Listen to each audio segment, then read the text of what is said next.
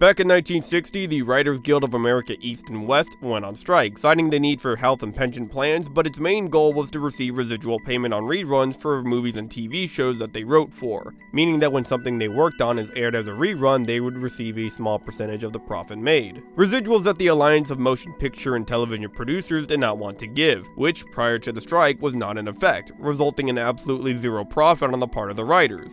The strike lasted for over 6 months, with an agreement reached that, to grossly simplify, had writers receiving a 2.5% cut of profits for anything made past 1960. That means that for every dollar made, the writers would receive 2.5 cents. That doesn't seem like much, but it was better than nothing.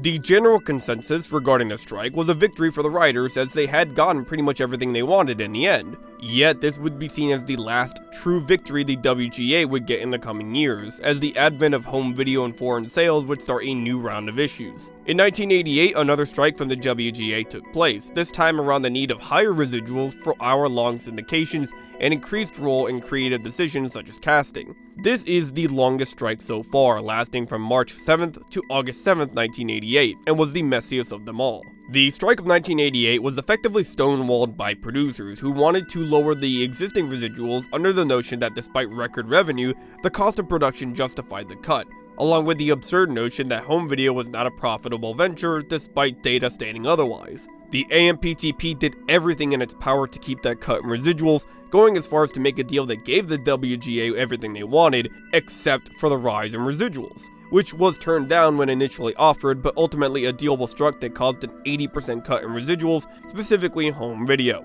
This would come back to bite them in the end even harder than they thought with the switch from VHS to DVD. Home video profits soared and the writers still had that 80% cut, despite an economy that was doing better than ever. 20 years of tensions were beginning to boil, with the final nail in the coffin coming down to the distribution of digital media and how writers would be compensated. Basically, the cost of digital distribution was nothing compared to their physical counterpart, because they didn't have to spend money on shipping, manufacturing, or inventory space. Yet writers were still getting 80% of their residuals cut despite more money being made. There are a number of other factors, but this was the primary cause for another strike to break out, lasting from November 5th, 2007 to February 12th, 2008.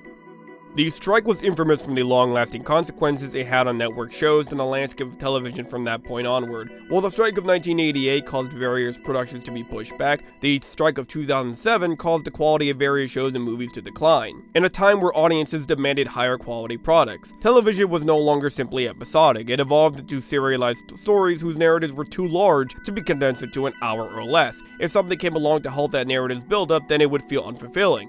Notable effects of the strike were Breaking Bad's first season being cut to 7 out of 9 episodes, How I Met Your Mother had 11 out of 22 episodes, various late-night shows were delayed with no new material, and most relevant, Hero Season 2 was cut from 24 episodes to just 11. I'm detailing this entire history for one crucial reason and something that has to be clarified.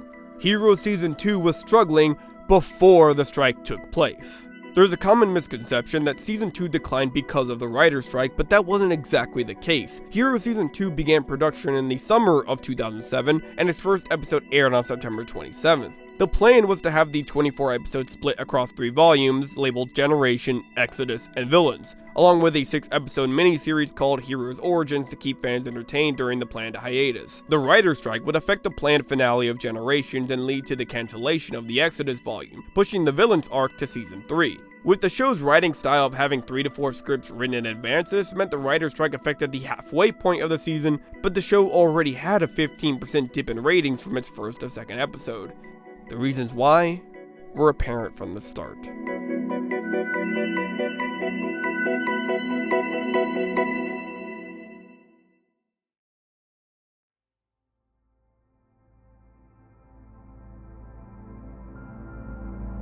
We assumed the audience wanted Season 1, a buildup of intrigue about these characters and the discovery of their powers. We taught them to expect a certain kind of storytelling. They wanted adrenaline. We made a mistake.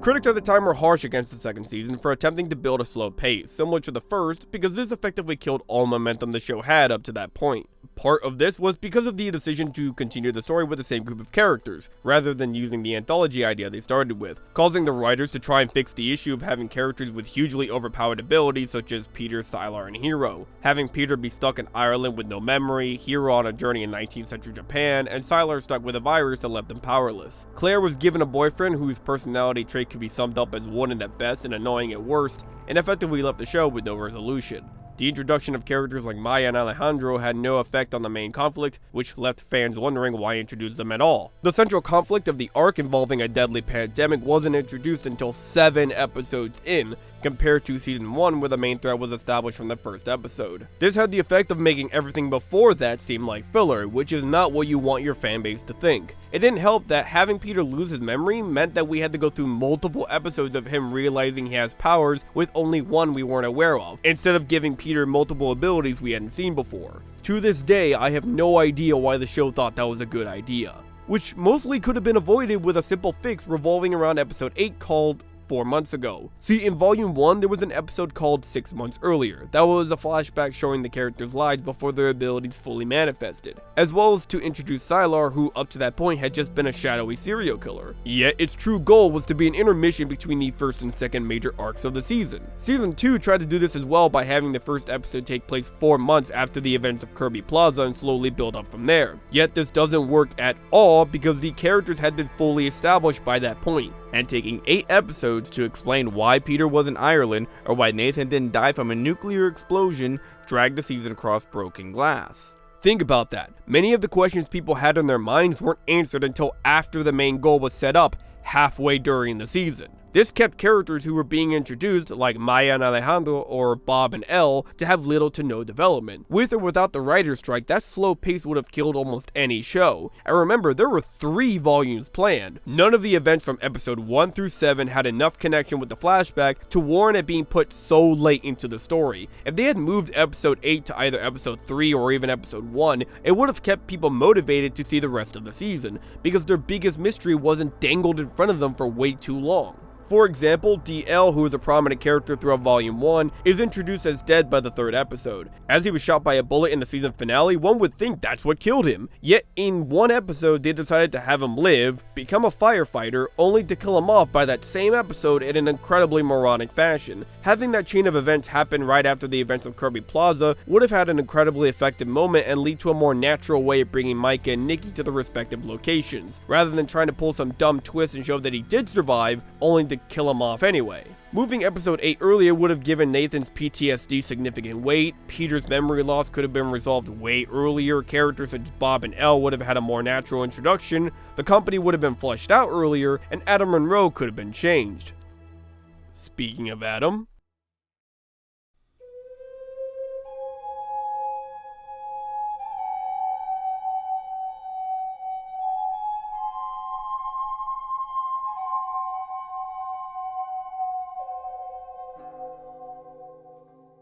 Adam Monroe is the worst part of Season 2, and not because he's a bad character, rather because he represents everything that is wrong with Heroes' long-term plans and how they just didn't think things through. As a character, I think he's okay. Having Heroes' fabled Japanese swordsman Takenso Kensei be this drunken British mercenary was a great call. Having him be the main villain by living for 400 years and seeing how bad humanity can get is a decent motivator for the viral pandemic. He gave Hero a proper rival, and despite the love story being rushed, it wasn't as bad as Claire and West. Yet the biggest mistake the writers made with Adam was making him immortal. More specifically, immortality tied to the same healing ability Claire and Peter have. The healing ability would become such a problem that the show would go out of its way to retcon or ignore the rules it made in Season 2. Basically, they added 2 new world-shattering effects to the power's repertoire. 1. Anyone with healing abilities can heal others with a blood transfusion to the point of reviving the dead.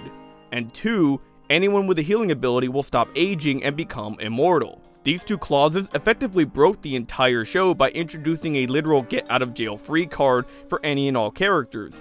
If Claire's, and by extension Peter's blood can heal anyone, then that means every character in the show cannot die unless they choose to. Not one of the main characters should be able to die without bringing up the question of a blood transfusion to bring them back. This is a monumental oversight, and something the writers quickly took note of because they never mentioned it again. Not once is the healing ability brought up to bring someone back from the dead, and therefore all suspension of disbelief is thrown out the window. Considering what happens in the following seasons, that would have been useful.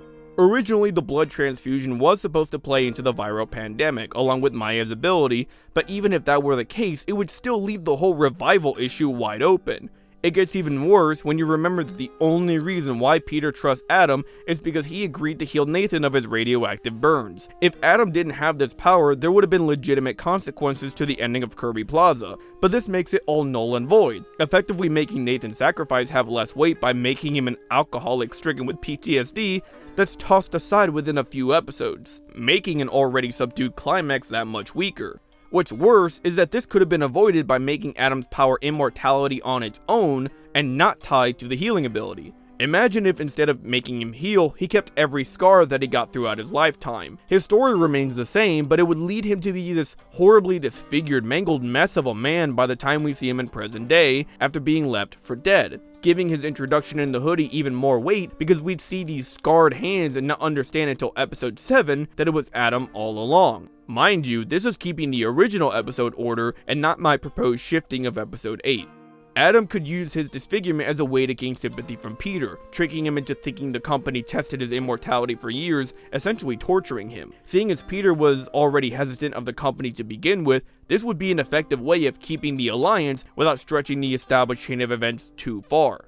It would also be a good way of having Hiro have further guilt about his life with Adam by having a physical representation of his actions. Hiro's arc throughout Volume 2 is about growth. While the final episodes of Volume 1 were about him understanding his role as a hero, Season 2 is where he learns the consequences his actions may have. He attempts to be the noble hero he aspires to be, but falls to temptation and learns he's just as human as any of us, just one with abilities that make his life far more complex. Meaning when he kisses the blacksmith's daughter and betrays Adam, that is his greatest failure. Take my hand. We must get out of here now. Damn it! As long as I have breath, anything you love, I will lay to waste. I swear.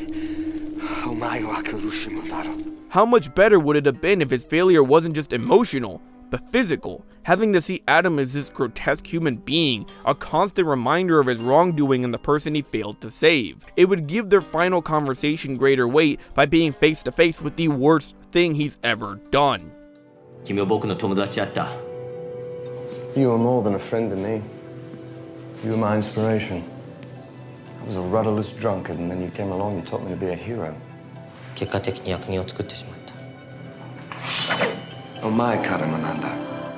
You would have to shuffle some story beats around, but making Adam's immortality its own power would have fixed the death issue and left Maya's ability to be the savior of the pandemic. Yet, as stated, the pandemic arc was changed due to the upcoming writer's strike, cutting the episode count from 24 to 11. The following episodes would have followed Peter, Matt, and Nathan attempting to convince local law enforcement to shut down the town of Odessa, and the chaos from a government unprepared to deal with such a threat.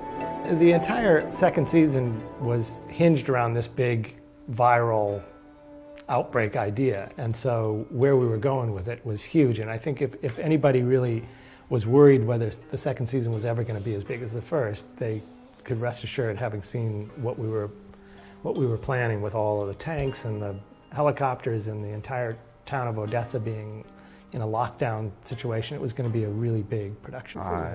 It could have been exciting, but such thoughts are left to the imagination. Instead, Peter stops the pandemic from happening, and as Nathan is about to tell the world about their powers, he's gunned down by a mysterious figure. This would be the true start of Heroes' decline, a hole it could never dig itself out of, and what landed its reputation as one of the most disappointing shows of all time.